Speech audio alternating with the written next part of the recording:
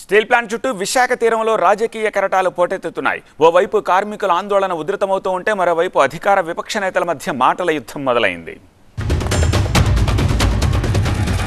నేను ఒకటే సూటిగా అడుగుతున్నాను, మీ ద్వారా పార్టీని డిమాండ్ చేస్తున్నాను. ఇవాళ కేంద్రంలో ఉన్నది ఎన్డీఏ ప్రభుత్వం, రాష్ట్రంలో ఉన్నది ఎన్డీఏ ప్రభుత్వం, కూటమి ప్రభుత్వం.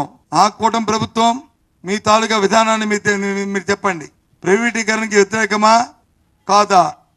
ఆ మాట చెప్పండి మీరు.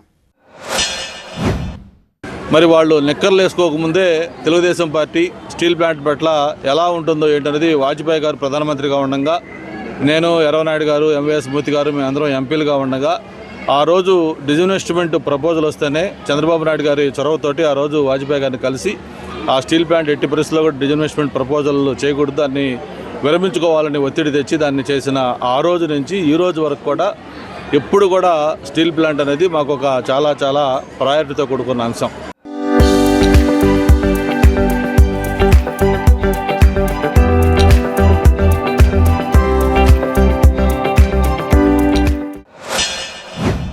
మేము రాజీనామా చేస్తాం, మేము వచ్చి అయిపోయిన తర్వాత ఆకులు చేతులు కాలిన తర్వాత ఆకులు పట్టుకుంటామంటే కాదు.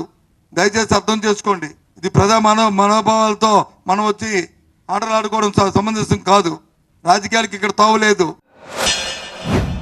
విశాఖపట్నం స్టీల్ ప్లాంట్ అనేది వాళ్ళకి రాజకీయం, కానీ మాకు కానీ మా పార్టీకి కానీ అది ఒక సెంటిమెంటు, అది ఒక అభిమానం, అది ఒక తెలుగువాడి గుండె చప్పుడుగా భావించే భావన మాది, మా పార్టీ వాళ్ళది. కూటమి ప్రభుత్వం తాలూకా విధానం, కేంద్ర రాష్ట్ర ప్రభుత్వాల్లో ఉన్న మీ ప్రభుత్వం తాలూకా విధానం జాతీయమా, ప్రైవేటిజమా, జాతీయ సంస్థగా స్టీల్ ప్లాంట్ ఉంచడమా? విధానాన్ని ముందు ప్రకటించండి. అదేదో చిల్లరగా ఇక్కడ నాయకులు అక్కడ నాయకులు మాట్లాడితే కాదు. అయితే సాక్షాత్తు ఇక్కడ ముఖ్యమంత్రి ఉప ముఖ్యమంత్రి మాట్లాడాలి, లేదు కేంద్రంలో ఉన్న ప్రధానమంత్రి వారు మాట్లాడాలి.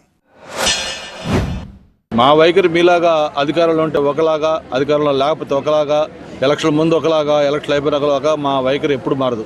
ఎప్పుడు కూడా మాకు స్టీల్ ప్లాంట్ అనేది అది ఒక పరిశ్రమగా మేము చూడలేదు.